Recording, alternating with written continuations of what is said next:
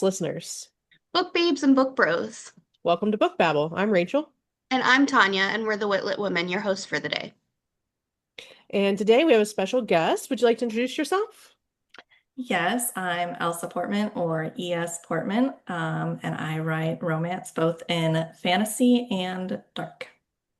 So Well, excited. Yes. yeah, we're so excited also to have you on. Are you ready to babble? I'm ready. All right, I will put 5 minutes on the clock. Okay. All right. So my first question is almost always, what inspired your stories? So at the time, I was actually like when I first started writing Of Air and Fire, I was in therapy, and my therapist recommended that I write letters to my mom, who had passed away when I was 16, and I was still coping with that, especially after having a daughter of my own. And I was reading Zodiac Academy. Love it. And so like the trauma from the main character that she experiences is like my letter that my therapist suggested. And I kind of just like fell in love with writing that and then like intertwining some fantasy elements that I was falling in love with even more reading Zodiac Academy. So the elemental magic, the other world, like the portaling, I got that. I was inspired by Zodiac Academy a lot. Amazing. I'm knee deep in the Zodiac Academy right now, and I Oh love the whole, yeah. I love it. So, given that you have written from such a deep personal space, are there any characters that you identify with more than others in your series? Right. Yeah. So Paige from that series in the Mora Chronicles, she's the FMC. She's the one who I connected with the most. I kind of tried to pour as much as I could in to her of myself. So she has the same trauma responses. She goes through anxiety and panic attacks, which has actually been super therapeutic. So props to my therapist. If you guys want to say thank you for a series tour, you know.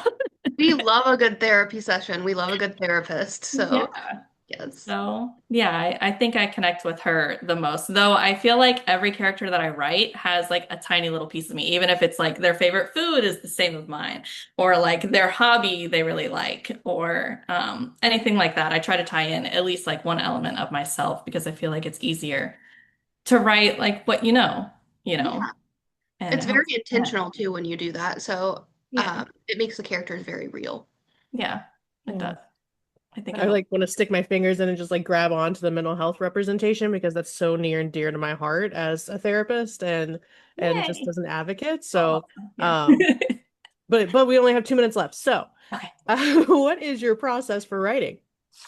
So I don't really have like a strict process. I'm definitely a pantser. I've tried to do the W plot method, which is like a whole, it's actually what Rebecca Yarros uses. She like starts at a high and then goes to a low and then middle. It sounds like you've heard of this before. So like like the W plot structure, I've tried it, but I'm such a pantser. And like mostly my stories come to me like honestly while I'm driving my kids to school or in the bathtub or shower, like during my private time when I should have nothing on my mind. Just, oh, it's like, hey, this character sounds really good. Let's pair them with another character. And then they kind of just take off from there. So my stories are very like character driven. I mostly think of them first, and then the rest of the story just kind of comes to me.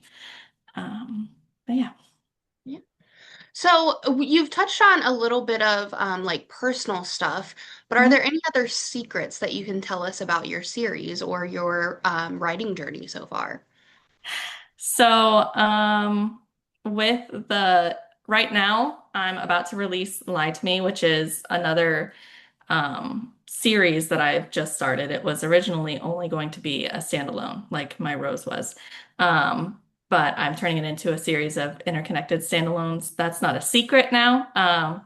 But with now picking back up on the third book of the romantasy series, I am which is the final book, I'm realizing that I'm going to have a lot of unaliving, um, because it is kind of like the grand finale. There's a lot going on. There's a war now. So yes, the secret would be just to expect a lot more. heartbreak, I guess. Some of the characters that you fall in love with might not be there anymore. Oh And I'm my so gosh. sorry. I I hate when people I mean, characters get killed off, obviously, but it's also like my favorite thing because it has such an emotional impact. So Right. I'm so Yeah. excited. I think I'm gonna cry a lot. Like I think I've put off like getting to this because I was supposed to pick it up right after my rose, and I was like, I'm gonna write this dark country romance out of nowhere, and then I'm gonna come back to it because I knew how much heartbreak was gonna be happening. But now I'm ready for it, and there goes our time. I like the We music. just we just hit our 5 minute time, if you couldn't tell, with the very interesting timer. So we will continue chatting, but this 5 minute AMA session will go on our social channels like Instagram and YouTube, or sorry, Spotify. No, Instagram and TikTok, and then the full episode will go on Spotify and YouTube. All right. So yeah, we'll just keep chatting.